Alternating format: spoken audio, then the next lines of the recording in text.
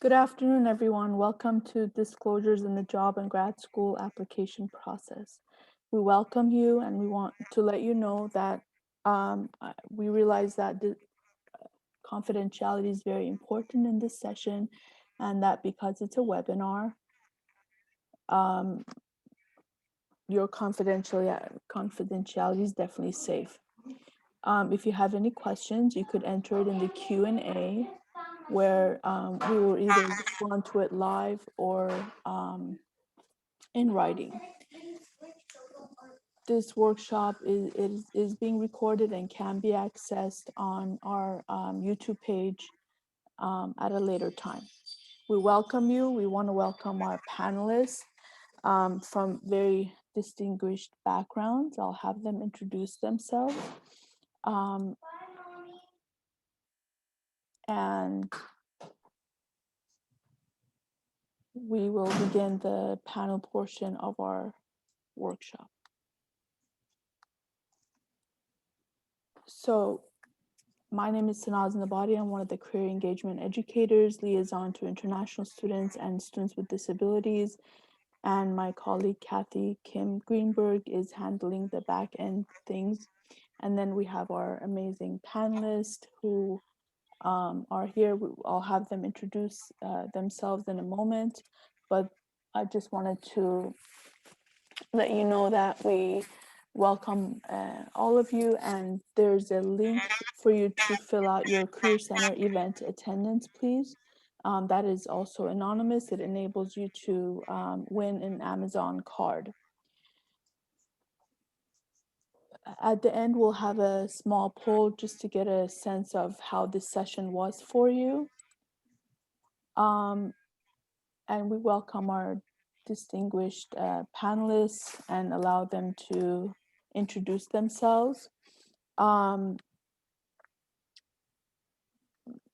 Ms. Kamran, would you like to begin?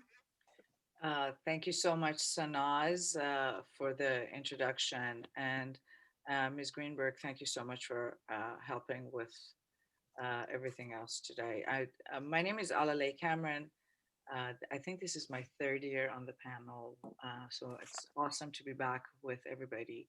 I'm a criminal defense attorney. I'm known for my criminal defense work, although there's other areas of law that I practice as well. And one of the most important aspects of the work that I do is collateral consequences of criminal convictions.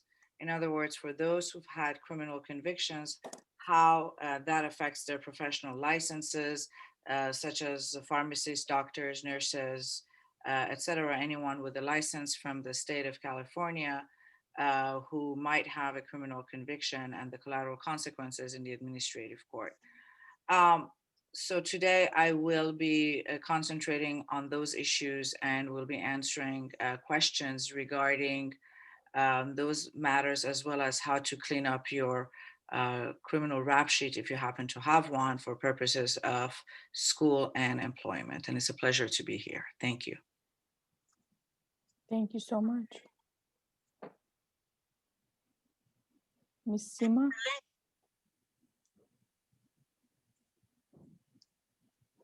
I'll unmute myself. Good evening, everyone. It's nice to be here. This is my first time here. Thank you for the invitation, Sanaz. And it is a pleasure to be here with our panelists. I am a disability attorney. I've been practicing disability law for about 26 years. I essentially litigate and obtain disability benefits, whether they are long-term disability or short-term disability insurance benefits. I'm a former Social Security senior attorney, and so I also specialize in SSA disability and SSA law. And I also deal a little bit with public employee disability benefits as well. My practice does not involve disability discrimination per se, but I am very well versed in disability services that a student can access in an educational facility, as well as what are the protections available to an employee who may have a disability or may be perceived to have a disability. So I am happy to discuss those issues, and nice to be here. Thank you so much. Nice. And my name is Josune Aguirre Gomez, and I am an immigration attorney. Our law office is pretty large. We're all over the U.S., and we do have an office as well in China and Shanghai specifically. And we handle, mostly all U.S. immigration matters, and we do also handle outbound matters. So, those leaving the U.S. going internationally. So I'm here to answer, the questions in regard to immigration matters. Thank you so much, ladies. I'm going to skip right into the second question for the respect of time. Take into consideration your area of expertise in law. What should students know about background checks as they relate to the job offer?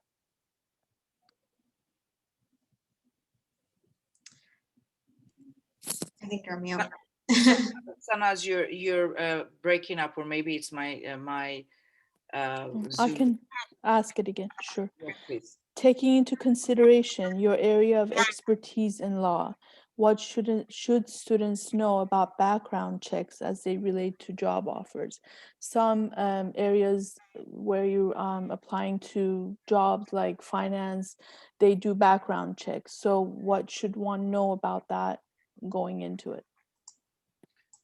Let me tackle that, and then let my colleagues fill in the blanks.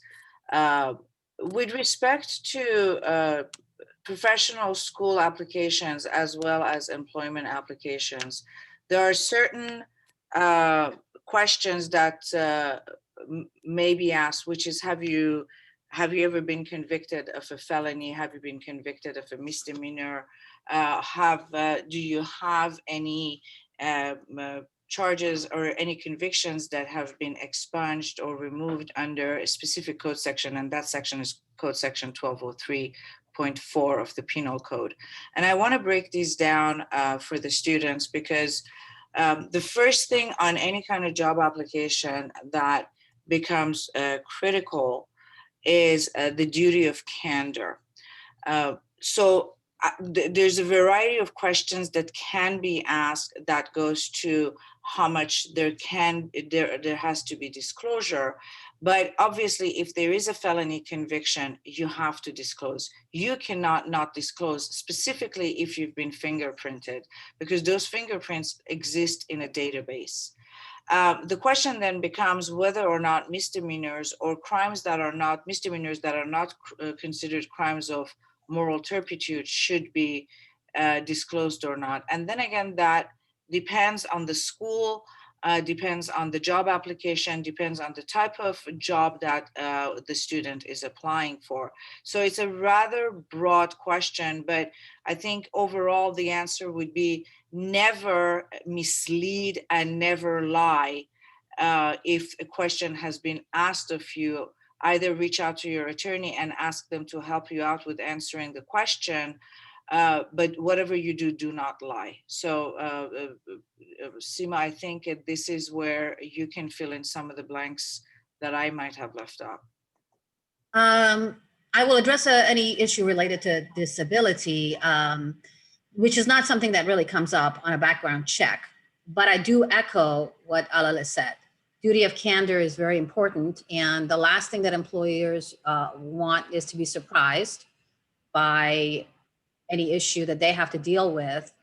And I can discuss this later in terms of what is a good thing, what are some of the things that you should disclose, but disclose what is going to impact your ability to do the job.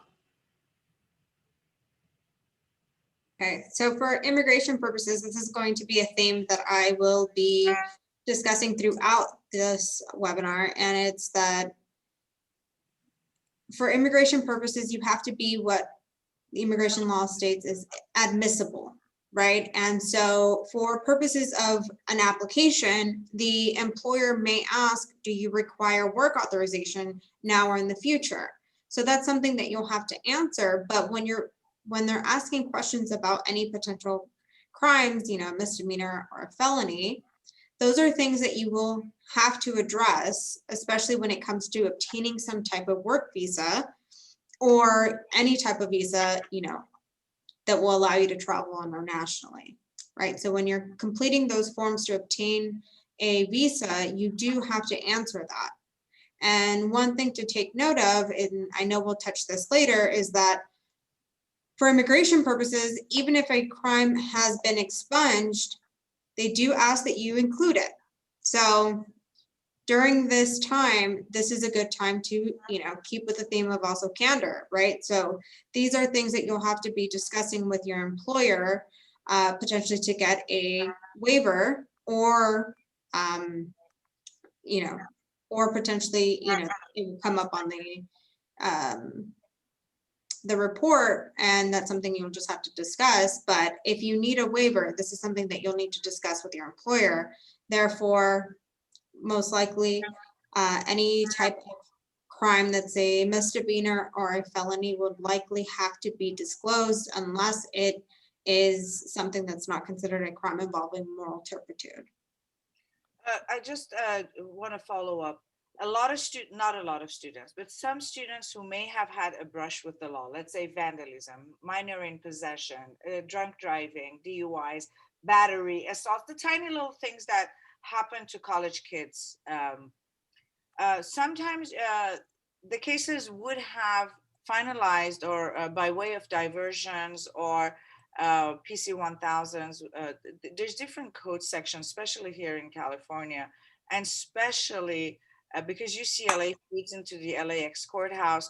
The city attorney's office and the district attorney's office over there are very, very good with working with students who've gotten in trouble. So before you fill out an application and you say it's a misdemeanor or a felony or whatever, and you don't know and you're just guessing, make sure you go to the courthouse and you get your docket sheet. And your docket sheet is going to tell you what it is that is available to the world at large. And you'd be surprised, a lot of times your attorney, without you having known it, will have either reduced your misdemeanor to an infraction or your felony to a misdemeanor, or expunged it or diverted it. You will not have known this if you didn't know what questions to have asked, or if you were asleep in the courtroom. But make sure you get your docket sheet, because that would be a very good start for you to know how to answer those applications. Thank you so much, Alale. There is another quick question regarding, because we're on the subject, about background checks as it relates to security clearances. Some jobs in the aerospace and defense industry require security clearance. Any thoughts about that? Oh, any job that the government is going to offer to you is going to require extensive background checks, far more than obviously private employers, and a lot more than schools would require of you. So government entities will ask about your traffic tickets. They will ask about your drug use, even if there is no arrest or conviction. There's a lot that they will ask. And again, we go back to your duty of candor.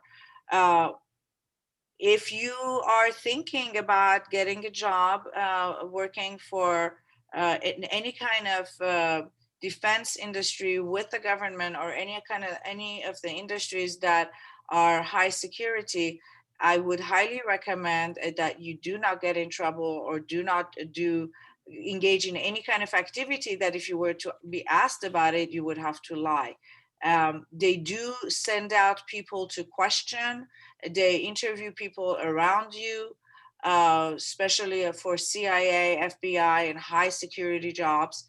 And they will, judicial positions, and they will find out, even if there is no conviction, if the behavior is such that there might have been some type of criminal activity or less than desirable activity or behavior, they will find out about it. I hope I've answered your question, Sanaz. Yes, thank you so much.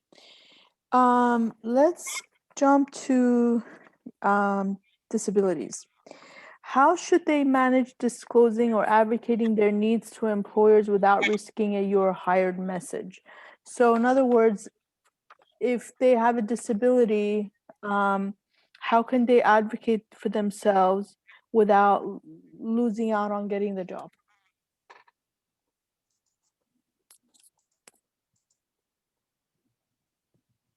Sorry.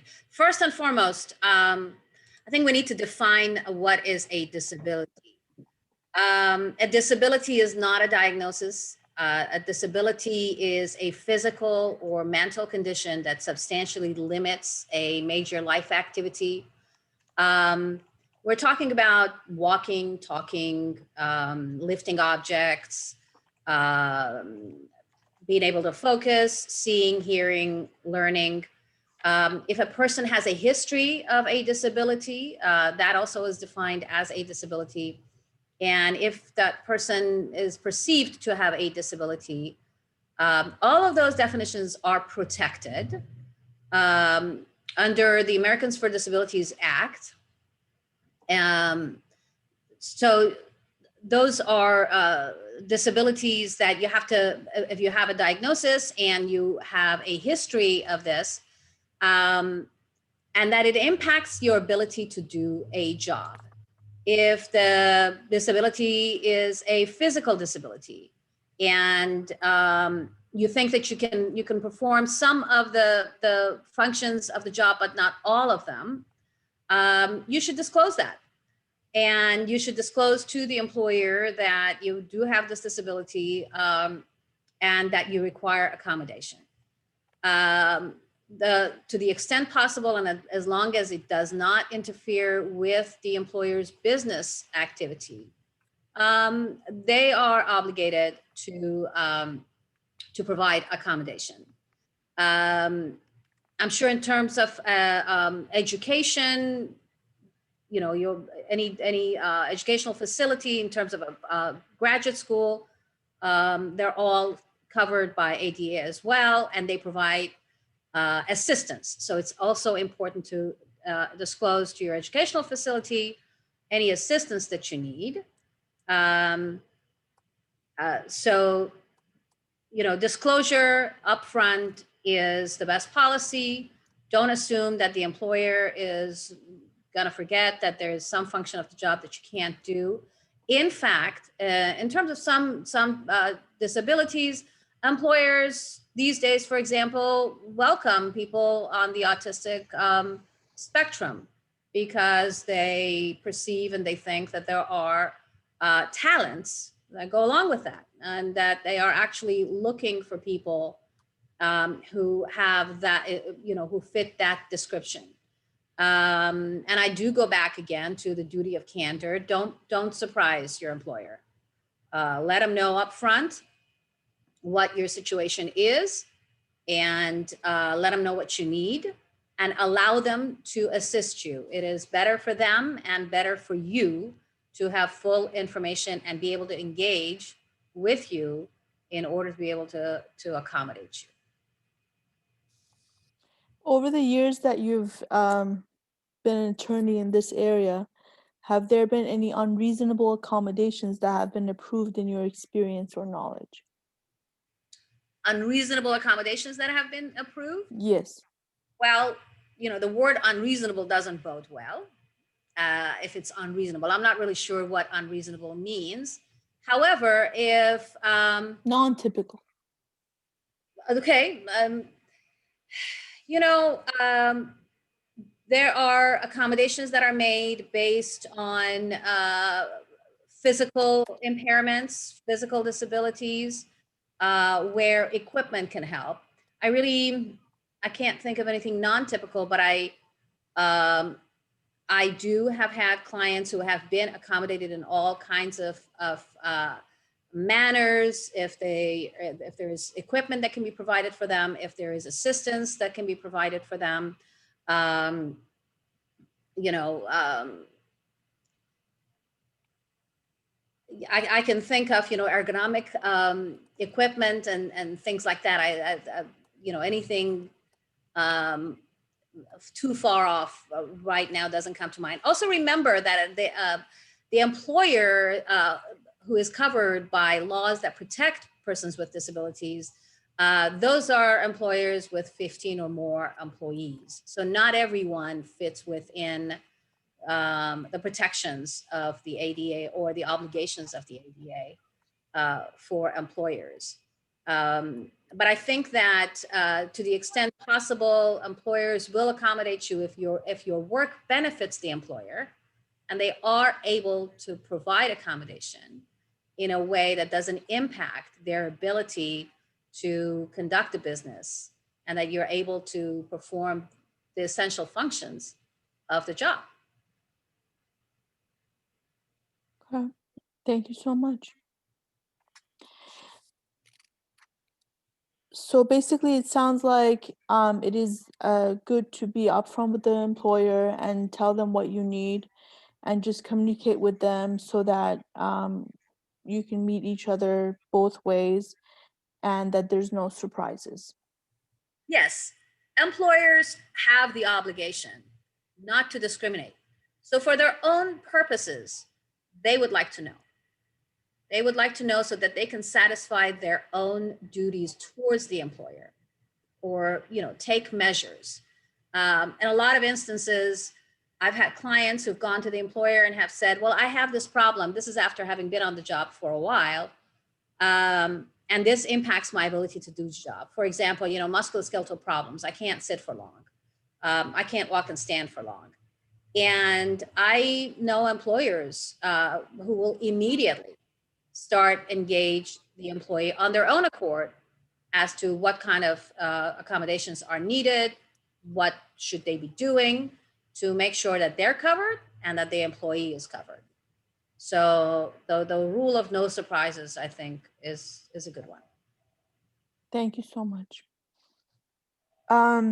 Let's switch to international students. When is the best time to disclose that you are an international student and would like and need a H1b sponsorship, if at all? So for most applications now, the employers do ask in the application process. And most of the questions are, do you require sponsorship now or in the future? So they will have to know. And then let's say for some reason that's not asked and you get the job and you have OPT, right? Either for the first year, or if you qualify for STEM OPT, you get the 2 years. Well, they're going to see that once they I-9 you. And I-9 is the form to prove that you have work authorization. And every single employee must submit an I-9. And so they'll see that the employment authorization document that you're providing has an expiration date. So they will likely have that conversation with you. What will we do after that? And that's maybe when you bring it up.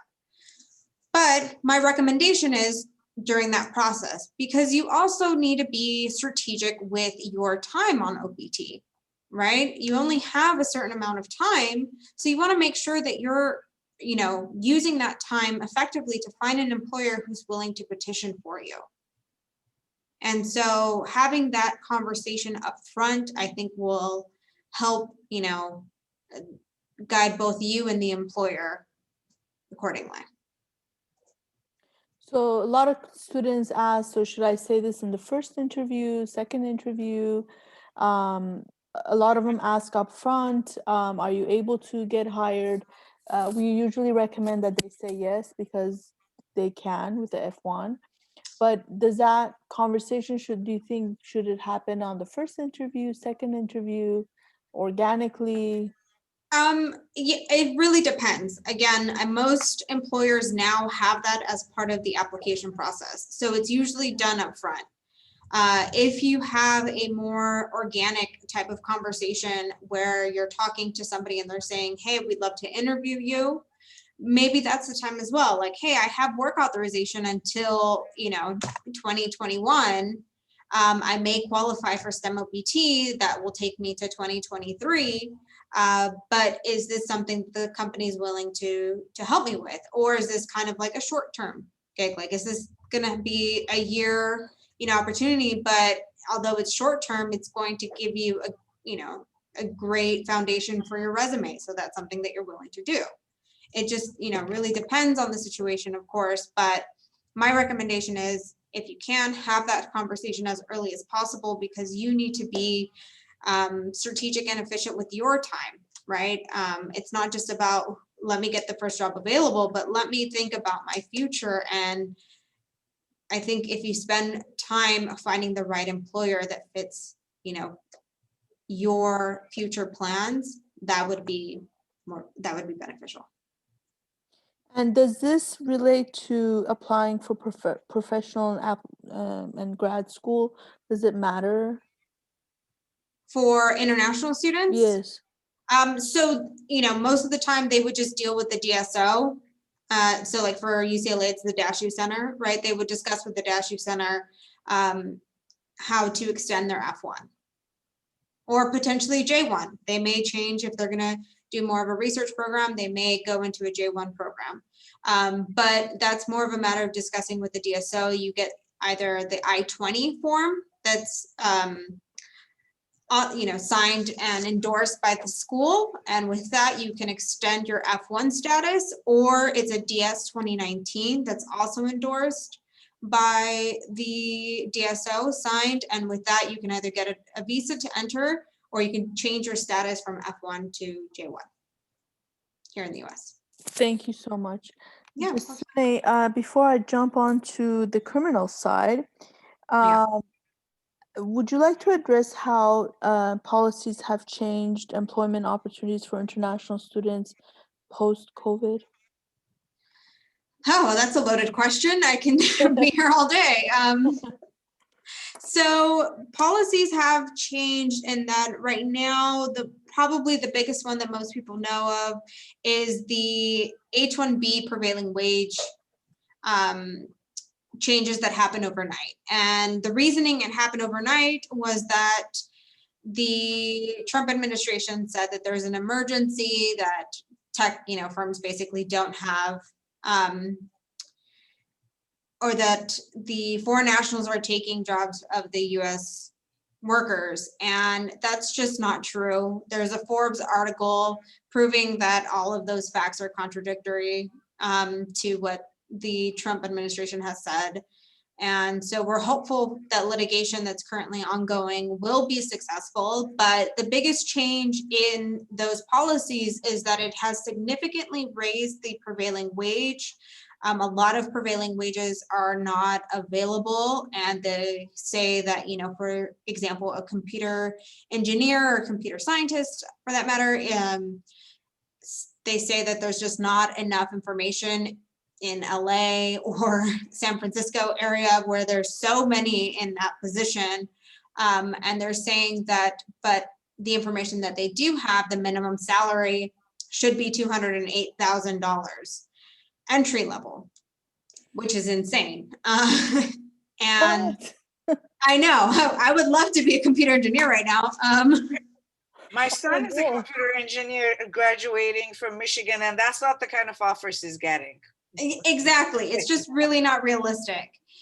They were saying elementary school teachers in the LA area, entry level is like 90,000. It's not based on any fact. They just brought these numbers out of, I don't know where. And so obviously we're hopeful for the litigation, but how that's affecting current employers is that they have to get creative. So just because that's currently the policy does not mean that that's the end all be all. We are getting creative. We are looking at alternative wages. If the employees are unionized, then we don't go based off of the Department of Labor's prevailing wages. We go off of what the union has settled the wages to be. Or we can also look at alternative surveys, alternative wage surveys. And so we've been successful with that. And for a lot of these cases that urgently need to be filed, while we're waiting for litigation to be pending, we've been filing with alternative wages this week. So, there are ways to get creative. I know that this is scary, especially for, students who are about to graduate, and they probably think this is insane. How am I going to find a job where my entry level is $208,000? I'm hopeful that by the time that it's applicable, you know, the H1b lottery will begin April. It does not start until October 1st of 2021, the new fiscal year. So I'm pretty hopeful that by then litigation will have been successful and that this will not be something that you need to worry about. Thank you, Jasune. Yeah.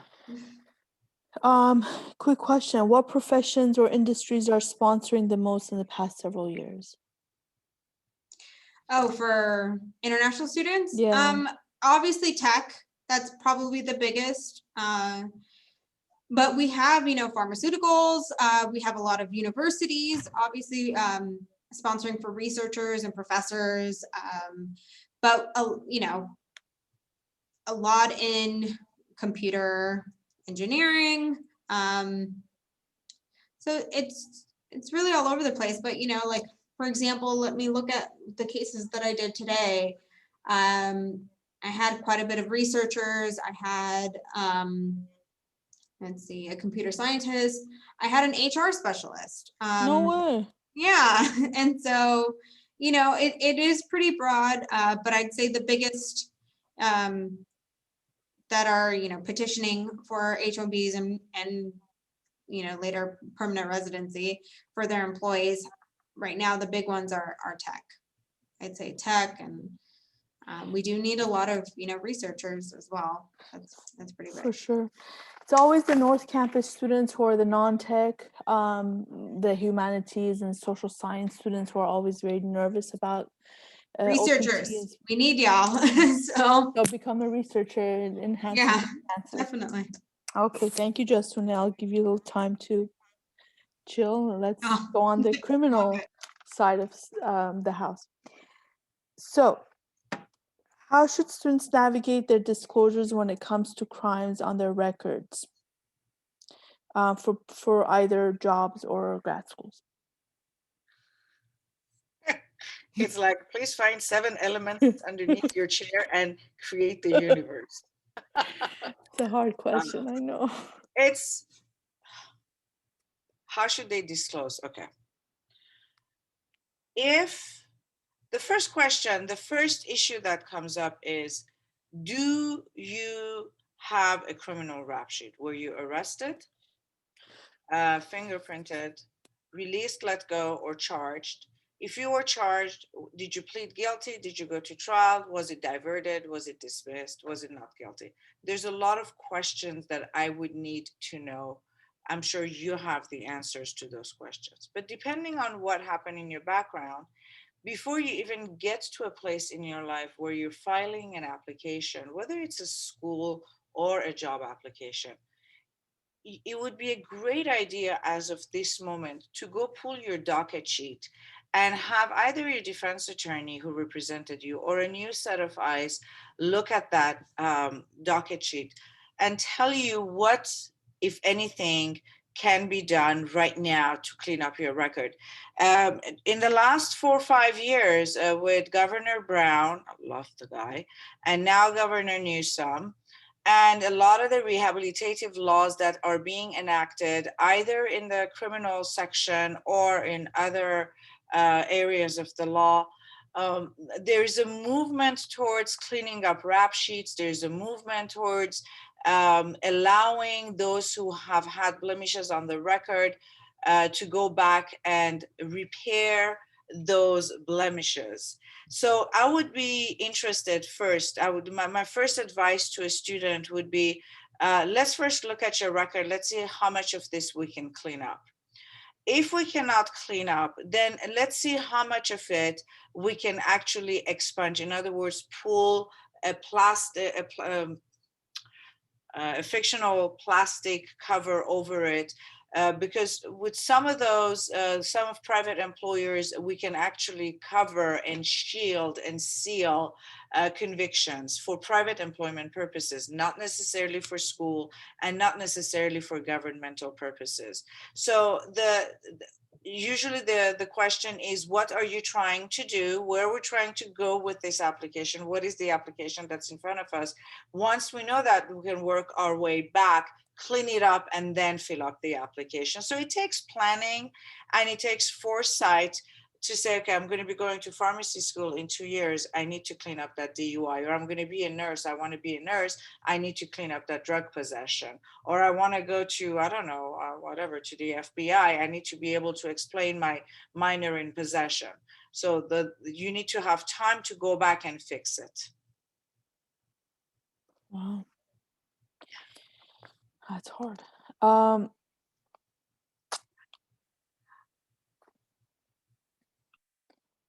And for example, if you had a student in front of you who a potential employee that you were trying to hire, and they had a DUI, and it was like a year ago, and they dealt with it, they did some volunteer work, they did the minimum amount of, maybe they did some jail time, how would they be able to disclose that to the employer without missing out on getting hired? Okay, again, it depends. Misdemeanors, generally speaking, are not disclosable. An employer cannot ask you, have you been convicted of a misdemeanor? It's usually felonies that have to be disclosed. Oh, okay. However, if you are on probation, okay, the question then becomes, do you need to disclose? Is it the kind of job that you need to disclose? Again, it depends on the job. Some jobs that are technical or scientific or otherwise have requirements, by statute, they can, because of the requirements of the job and the security of the job or the technical issues that the employee will be dealing with, they can ask about whether or not the person is on probation. There are some crimes that are crimes of moral turpitude. They're misdemeanors, but they're crimes of moral turpitude, such as theft. Does an employer have the right to ask? Again, it depends on the employer, and it depends on where we are. But as a matter of course, a very, very general answer to your question, misdemeanors do not have to be disclosed. Well, felonies do. But that's a very general, I don't want somebody to turn around and say, but Ms. Cameron, you said misdemeanors didn't have to be disclosed. And then here we are, putting in an application for some kind of a job with high security, or, and then say, well, they didn't get the job because Ms. Cameron said, if you have a specific question, I'll be more than happy to look at your application. What I'm saying is not legal advice over here. Go ahead. Next question. Okay, I think we kind of answered that one. So then what would you say would be the rule of thumb? What would students walk out with as a rule of thumb if most things depend?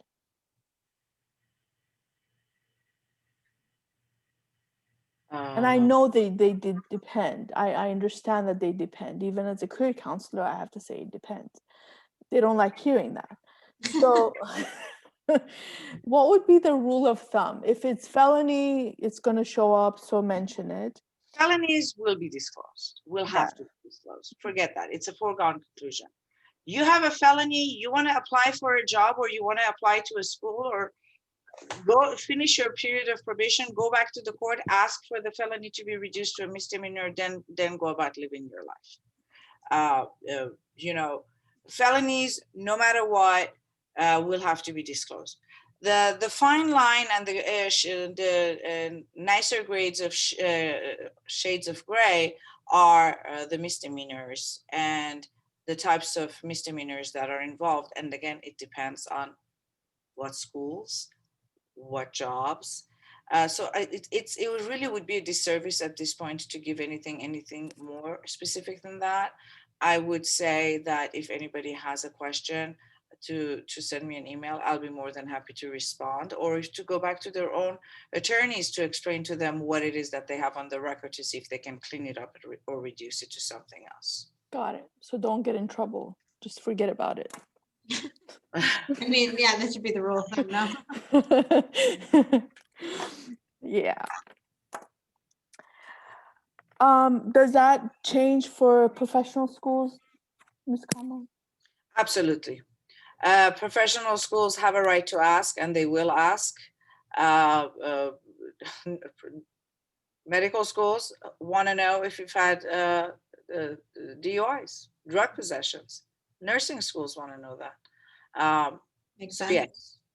And it is actually when you want to take the state licensing exam, whether it's the state bar or the medical boards or whatever it is, they will ask you those questions, and you will have to sign. There's a signature box. I declare under penalty of perjury that the foregoing is true and correct. Not answering truthfully to something under penalty of perjury is in and of itself a felony. So Oh my please do gosh. not lie on the application.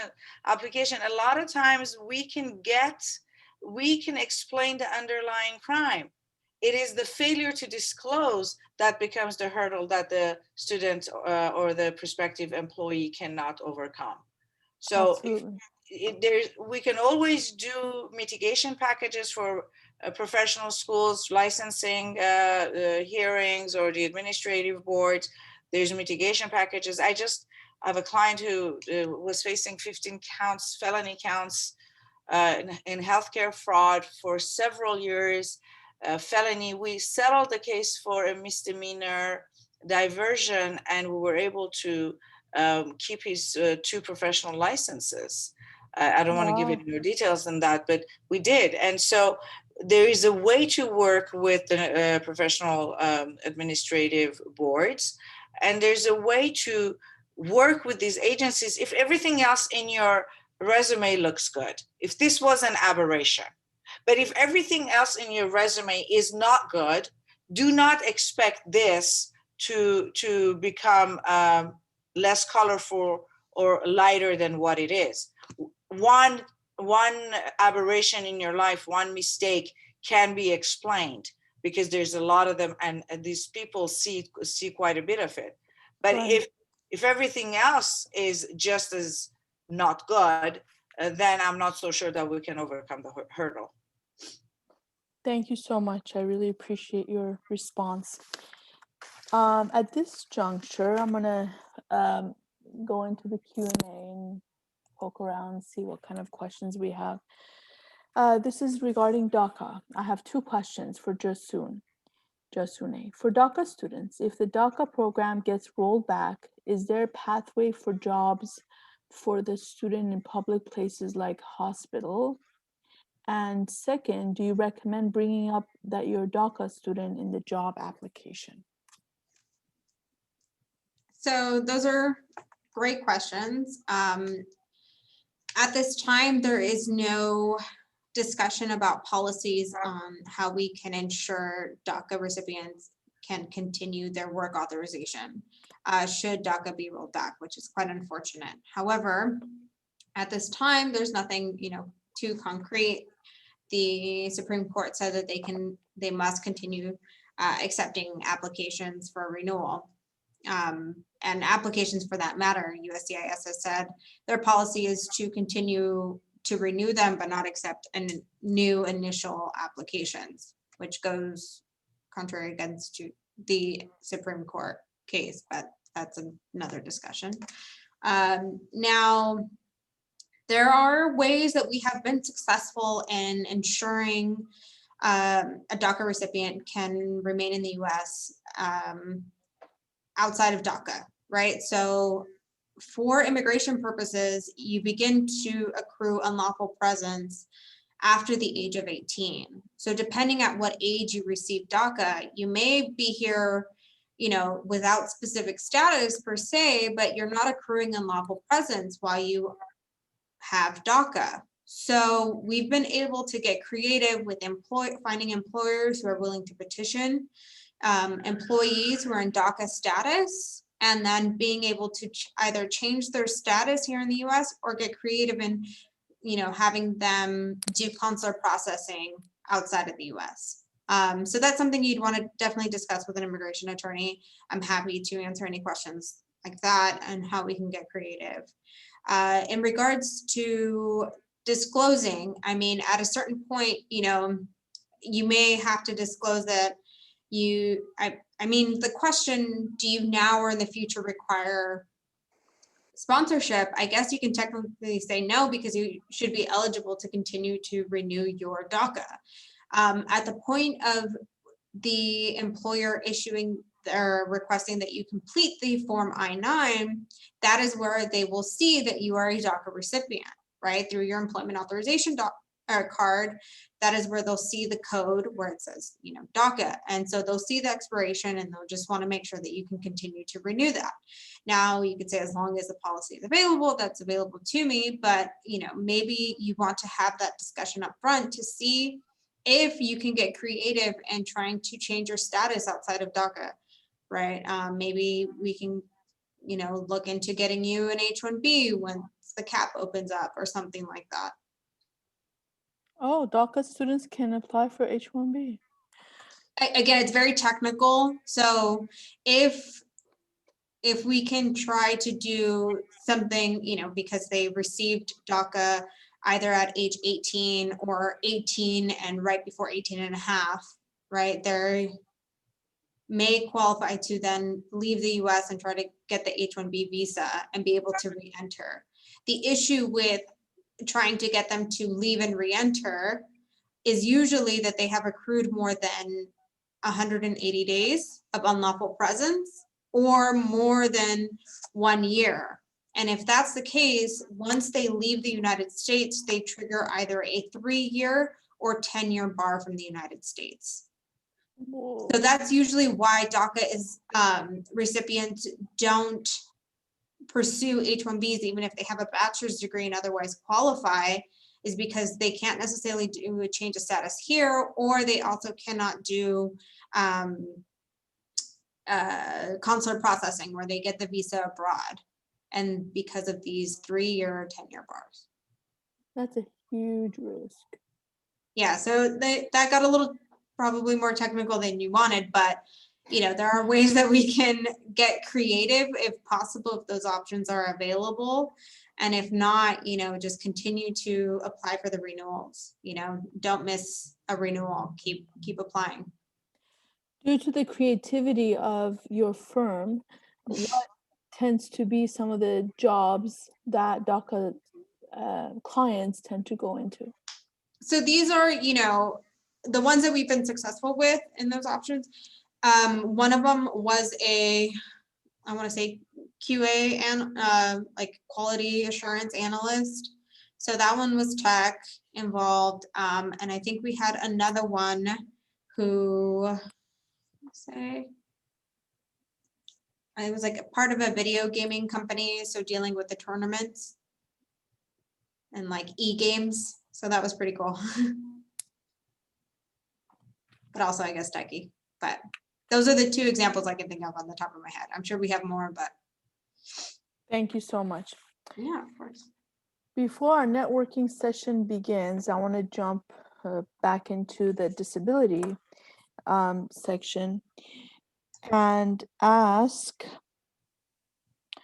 how is advocating accommodation similar or different when applying to jobs in grad and professional schools, in your opinion, Ms. Seema? For one, if you're applying to school, what you want to do is get assistance from the school to help you with your program.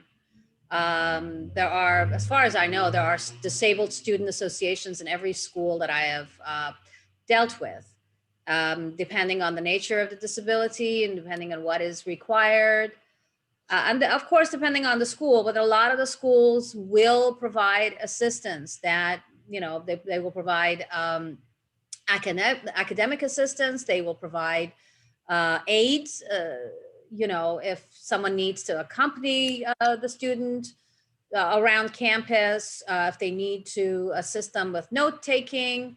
So for one, as far as the school is concerned, you are asking for help. You are entitled to help, and the school is supposed to help you. As far as your employer is concerned, you want to show the employer that you could do the job, and that your disability doesn't impact or prevent you from doing the job. So the best thing to do is, if you have a diagnosis, if your disability has been evaluated by a physician, who can then say, I don't know, you're limited to lifting and carrying a certain number of, amount of weight, or you're limited in terms of sitting, standing, walking, any of the physical or mental functions that are required for performing the job. And then they can, the doctor can say that this person cannot lift more than this amount.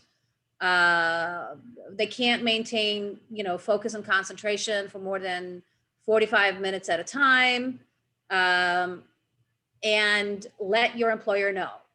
Let the employer know whether they can accommodate it. And as I said, the employer then is obligated to interact with you and to see whether it can be accommodated. And a lot of employers will do that. They will give you a job offer. Every job has a classification, has a physical, exertional, and mental classification. And if it's a light job, but you can only do it in a sedentary fashion, in a sit down fashion, if it can be accommodated, then they will give you a job offer that specifically says, this is the job and these are the requirements, and you can decide whether you want to take it or not. So the difference, one is you're getting assistance, the other one is you're trying to show them you can do the job. So at what point in the process would you say most accommodations are requested? We offer you the job, oh, I can do the job, except I need blah, blah, blah, blah. Yes, I accept the job. Or like, would you say there's a common theme on this topic? If you have a disability that does require accommodation and you are applying for the job, I would disclose it at that point, because the employer has to know what they have to do, in order to satisfy their own obligation. If a disability arises after you've been on the job for some time, I think there was a question about what if, you start the job and then you realize that it's, you can't do all aspects of it, or that there's a problem. At that point, what you really need to do is you need to contact your treating physician, and you need to have that treating physician evaluate you, any functional limitations, and then provide a certificate, a letter that says this is the accommodation that this person needs. And then the employer has to see whether they can accommodate you or not, depends on the job. But the sooner that you disclose, the sooner you can explore the options. Otherwise, don't wait until you're not able to do the job, and then there is a problem with the employer then has a problem and says, well, you can't do this job, and you never said anything, and you never disclosed it. That's definitely true. That's definitely true. Another question popped in.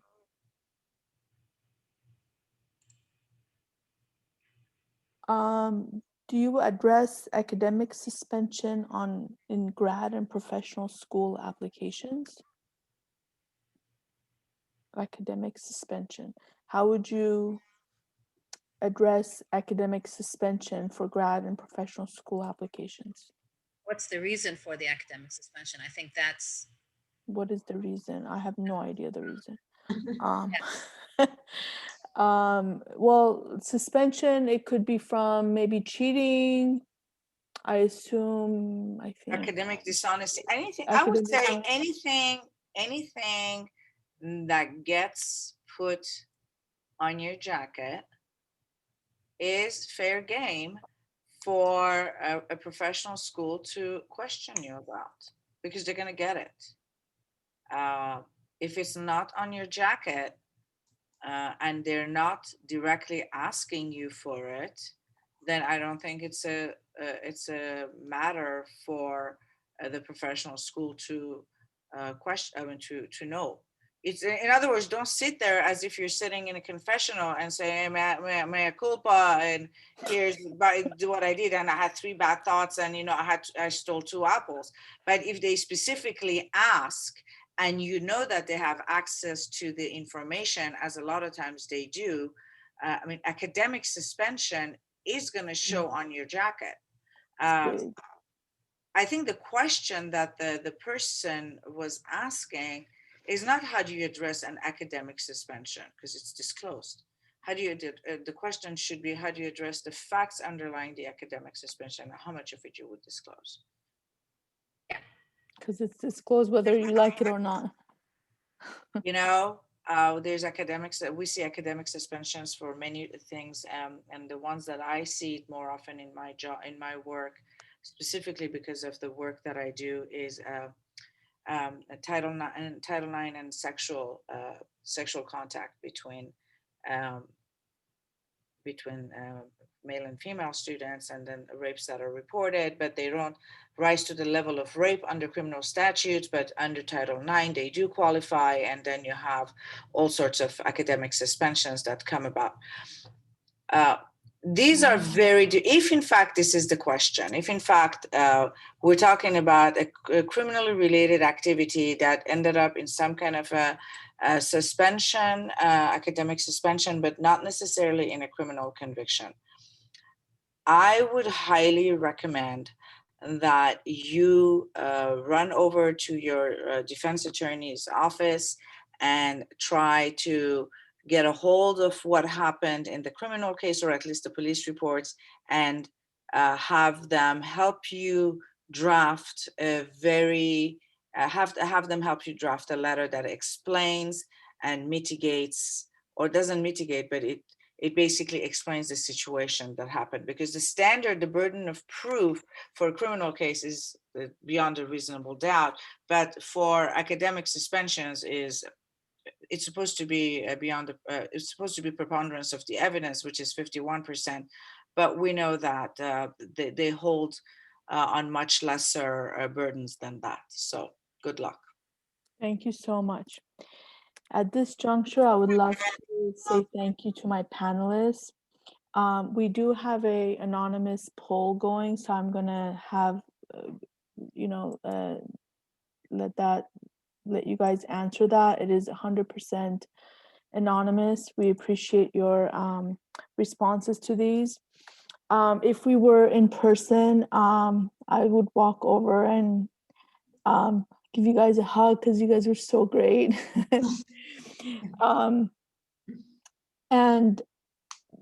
But definitely I want to thank you sincerely for your time and for your participation. Thank you so much for being here and being kind of alums every year, providing this amazing information for students, for them to be able to advocate for themselves and to empower them to go after what they need despite any type of disclosure. I thank each and one of you for your time and for being here. I know that you had to put a lot away in order to be here today, but at least you didn't have to drive. So thank you. Next, Thank you. Thank you. Next, Thank you for having us. I think next year I'll be qualified as a senior. I should get a graduation hat. My Same. Hopefully we can do it in person. we look forward to that. So I guess we're going to go to the breakout session. Yes, we're gonna go. So we're gonna go to the breakout rooms. Everyone will go in this. There's a link provided by Kathy, so please copy that, and then once we go in, each of you will have your own breakout rooms, and the students can rotate through and ask you questions, and I'll rotate through as well. Yeah. See you. Thank you. Okay. Thank you.